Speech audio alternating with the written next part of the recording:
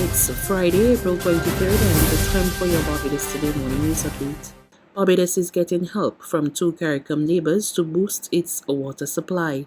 In an address to the nation on Thursday, the Prime Minister disclosed that a shipment of bottled water had arrived here from Guyana this week. She said arrangements are in the pipeline to buy water from Dominica until a project to pump water from St. Philip is ready. Our brothers and sisters in Guyana have sent up, and I believe it came in today or yesterday, and will be dispatched this weekend to households. In addition to that, we are in the middle of concluding arrangements with the government of Dominica for the purchase of water on a weekly basis, 2 to 2.5 million gallons a week, until such time as we can complete the reservoir and the pump station with Vineyard and Castle Grant being serviced with the appropriate water coming through Golden Ridge from the Vineyard point. That will mean that we will be taking water from Groves. There is a well field at Groves that can give us another 2 million gallons a day, but until such time, as I said, that work finishes, which we expect in the near future, and certainly within the next 3 months, that will be completed. Then we can hopefully discontinue these kinds of temporary and transient means of providing water to the people of St. Joseph and to the people of surrounding areas in Boscobel. They've also had some issues with the Hope back on. That will ease us, and we are hoping also to have a temporary solution to supplement in St. Lucie what we're doing that will help in the north of the island. In the meantime, the Prime Minister said the Barbados Water Authority had been asked to increase the fleet of tankers to better address water delivery to affected areas. We've insisted that the Water Authority increase the level of delivery of water and ensure that the tanks that were there are all appropriately serviced and more tanks are put into the field so that those communities that have been without can be immediately serviced, recognizing that the permanent solutions are in the near future ahead of us. But even as we do that, other decisions have been made, and in fact, the authority had already purchased a number of trucks, which we've asked them to increase the numbers, particularly given the difficulties with the reservoir levels and with the ash. And in addition to that, we've also asked them to recognize that they have to have better communication with communities with respect to what is being provided, when, and how. A tourism official is concerned about the likely impact of the United States' recent travel advisory for Barbados as the island looks to welcome visitors in the coming weeks. On Wednesday, the U.S. State Department issued a Level 4 Do Not Travel advisory against Barbados as a COVID-19 risk nation. Chief Executive Officer of the Barbados Hotel and Tourism Association, Senator Rudy said the advisory came at a time when the tourism industry continued to suffer its worst ever crisis from the COVID-19 pandemic. Yes, the advisory is cause for concern, particularly in an environment where it can clearly be demonstrated that the actions that were undertaken by the Ministry of Health and Wellness has resulted in the infection rate being significantly reduced and happening at a time when we have that positive result. So it would be of concern. Officials are reporting an increase in the number of individuals and business operators interested in installing renewable energy systems. They say, however, there is still a lot of ground to cover in meeting the country's energy goals. This was highlighted during a domestic financial institutions conference on Thursday under the theme Increasing Household Investment in Renewable Energy, How the Financial Sector Can Help. Certainly, Barbadians have been responding. Barbadians have been responding in more significant numbers. In fact, during the first year of this pandemic, we have had more persons wanting to invest and greater interest, both by large investors and householders.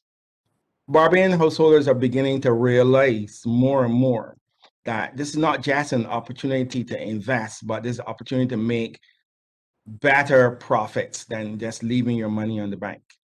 Householders who have said, well, I'm not sure whether or not I'm going to have a solar on my house or I'm going to buy a new car, realize that if they put the solar on their house, then the money from the solar will not only take care of the solar on the house, but it will also put revenue for you to buy a new car. Meanwhile, the manager of the resource center at the Barbados Light and Power Company Limited, CARICOM, said the build-out of the renewable energy sector got off to a slow start over a decade ago, but activity increased by 2016-2017, especially among householders. Certainly, we here at Barbados Light and Power would have supported the renewable energy industry over the last decade by doing certain things to, in terms of our policies, in terms of the renewable energy ready feed-in tariff, and supporting the different stakeholders. We did get, in terms of the renewable energy market, it did get off to a slow start. Things started way back probably around 2007, 2008 with some of the early adopters. And pretty much around 2015, 2016, we did begin to see some movement in more households really getting on board. Certainly over the last 2 to 3 years, I could definitely say that there has been more interest, just simply based on the numbers that we are seeing, persons actually installing more systems. It's both on the commercial and residential, but there's definitely more residential customers over the last 2 to 3 years. In some cases, it would say it's almost exponential. And I think a lot of that was based when the FIT and the RER was introduced, but certainly when the FIT was introduced, we did see a spike. So definitely governmental policy has helped or enabled those persons to really get on board. There's regional and international news after this short break.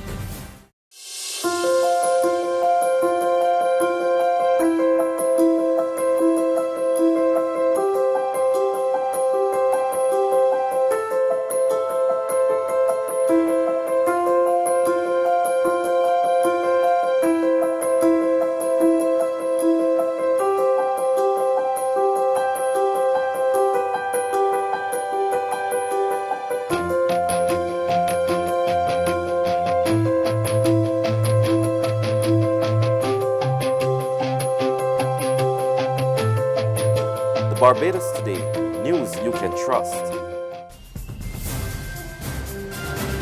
To news from the region, Director General of the Organization of Eastern Caribbean States, Dr. Didicus Jules, is hoping people in St. Vincent and the Grenadines can gain financially from the large amounts of ash deposited on the country by the La Soufrière volcano. In discussions held with the government of Norway, who have been very responsive, they have pointed us to an experience in the Pacific where ash together with recycled plastic is being used to create bricks for construction.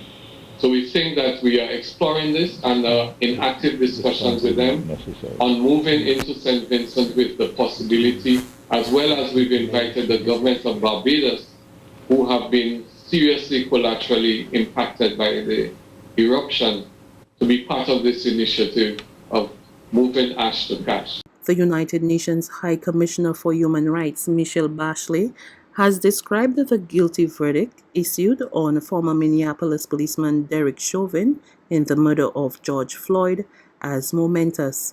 In a video message following the trial, the UN official said Tuesday's verdict was also a testament to the courage and perseverance of Floyd's family and many others in calling for justice.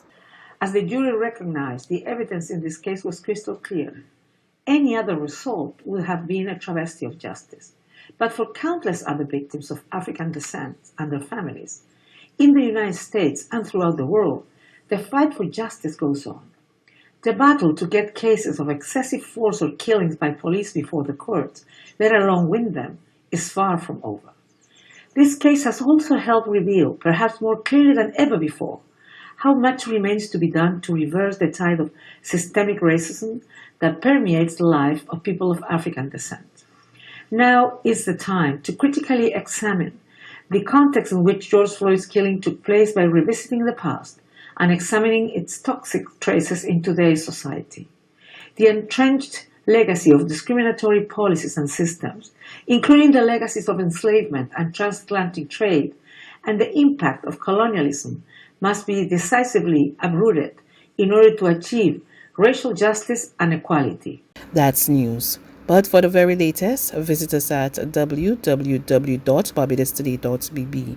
You can also subscribe to our e-paper, email updates, or like us on Facebook, and sign up for our breaking news alerts via WhatsApp.